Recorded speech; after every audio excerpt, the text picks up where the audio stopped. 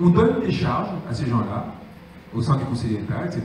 Et on leur explique qu'en gros, à partir de là, ils ont, en gros, comme auparavant, ils étaient marquis, ils étaient ducs, etc. Bah maintenant, vous êtes conseiller d'État, vous êtes conseiller à la Cour des comptes, vous êtes inspecteur des finances, et vous pouvez, en fait, faire ce que vous voulez sans qu'il se passe rien. Donc, pour répondre à votre question, tout simplement, ces personnes-là vont s'accrocher au pouvoir jusqu'au bout.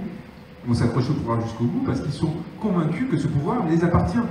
Et que quiconque qui n'est pas issu de ce sérail-là tenterait de le contester, n'a vocation qu'à être écrasé. A fortiori, si bien les classes les plus populaires, pardon, qu'ils ont oublié de fréquenter depuis des décennies. Mais alors le bout c'est quoi? Puisque nous, nous ne sommes plus intimidés par les gaz ou par les LBD, ça ne marche plus, il y a toujours du monde, de l'affluence aux manifestations. Alors le bout, jusqu'au bout, pour ces gens-là, ça signifie quoi? C'est une combinaison de l'utilisation du pouvoir symbolique que leur donne la société, à travers des discours méprisants, une couverture médiatique délirante, des mensonges. On a vu à l'hôpital Salpêtrière, c'était à Salpêtrière, non? C'était avant-hier. L'utilisation de la force, donc l'utilisation de la police républicaine, qui a quand même prêté serment pour défendre les idéaux de la République, pas pour tirer sur son propre peuple, hein. Enfin théoriquement c'est à ça qu'il sert. Donc l'utilisation de la police à des fins politiques. Et derrière, l'instrumentalisation de la justice à cette fin aussi. Et donc, où est-ce que ça va? Ça va jusqu'au moment où vous vous arrêtez, où vous vous taisez, où vous reprenez votre place tranquillement au sein de la société, et vous tenez calme en attendant les élections qui viennent.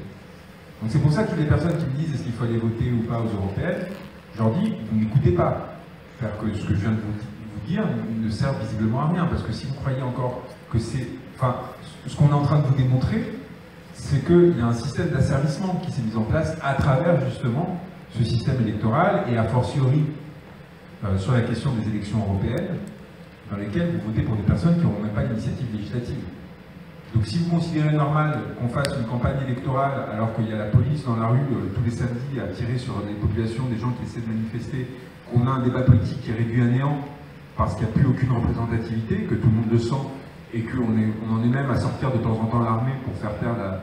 Si vous pensez vraiment que c'est par une élection au Parlement européen que vous allez changer quoi que ce soit au rapport de force politique avec la Macronie, vous n'avez rien compris. Plus vous irez voter, plus ils se sentiront légitimes.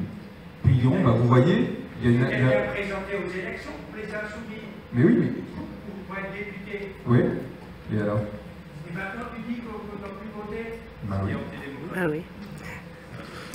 Et alors? En fait, je vois pas la contradiction.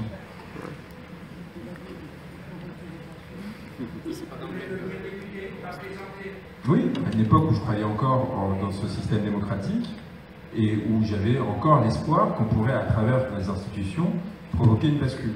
Et ce que j'ai vu pendant cette élection notamment, avec une abstention de plus de 70%, c'était l'absurdité d'un raisonnement, l'élection de députés en marche de façon automatique, en gros, sans qu'ils aient à faire campagne, et les dispositifs oligarchiques qui sont mis en place dans la foulée, qu'en fait, c'était pas par cette voie-là que l'on pourrait obtenir en fait des résultats. Et je l'ai cru en étant encore un soldat de ce système que j'ai connu de l'intérieur et qui m'a poussé à adhérer à toutes ces croyances-là. Et je l'ai cru à un moment, encore une fois, qui n'était pas le moment actuel, où il y a une désolidarisation telle de l'espace politique à travers, vis-à-vis de l'espace institutionnel, de l'espace social, qu'on en arrive justement à une utilisation de la violence à des fins politiques. Et un dernier point, j'y ai cru sans y croire totalement parce qu'on m'avait proposé en juin 2017 de me présenter à Saint-Denis, où Jean-Luc Mélenchon avait fait 40%. Donc où en gros mon élection était assurée. D'ailleurs c'est Stéphane Peu, le député qui s'est allié avec les France communistes, qui s'est allié avec les Insoumis pour se faire élire, qui était élu. Et j'ai refusé de me présenter là, et je suis allé à Clichy-sous-Bois où je savais qu'il y avait très peu de chances d'être élu, justement pour essayer, pour me dire, si ça aurait un sens de faire quelque chose politiquement, ce serait avec des populations qui sont complètement écartées du jeu politique, qui n'y croient pas du tout, et justement pour à l'Assemblée être dans un discours de rupture et pas du tout d'institutionnalisation. Évidemment, c'était un pari quasi impossible qui a été raté, et à partir de là, j'ai continué mon chemin qui m'a arrivé justement à la publication actuelle. Encore un dernier point, pardon, par rapport à ça. Ce que je vous dis, c'est très spécifique à un moment politique et à une élection, qui est l'élection au Parlement européen. C'est-à-dire qu'on est à un moment d'urgence politique majeure, où on a une rupture fondamentale au sein de la société, à laquelle le pouvoir se refuse de répondre, et où la seule chose qu'on nous propose, c'est d'aller accroître notre solidarisation avec le système à travers cette élection dont on sait très bien qu'elle ne permettra aucun changement politique. Parce qu'on va élire des personnes qui auront un pouvoir extrêmement limité au sein d'une échelle européenne, donc une souveraineté de deuxième niveau, qui pourra éventuellement prendre des décisions qui nous affecteront, participer à prendre des décisions qui nous affecteront sur 2, 3, 5, voire 10 ans. Et donc c'est pas du tout, en fait, la même... Enfin, ça ne répond pas du tout à l'urgence qui est la nôtre, actuellement. Et encore, on peut continuer à alimenter les machines. Il n'y a pas de problème de désolidarisation. Ces gens-là ont besoin de vous. Et de toute façon, en plus, ils vont... Et c'est encore là un argument purement tactique. L'abstention va gagner, de toute façon. Il n'y a pas un camp des gilets jaunes ou des personnes qui, en gros, sont pour un changement de système dans son ensemble. Il y a une multitude de partis qui vont faire des petits scores. Et en face de vous, il y aura quoi? Il y aura le bloc bourgeois qui votera en marche comme un soldat, qui fera ses 20%.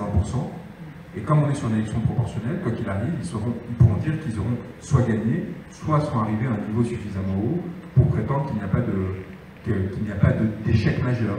Parce que même avec 60% d'abstention, ils feront leur 20%.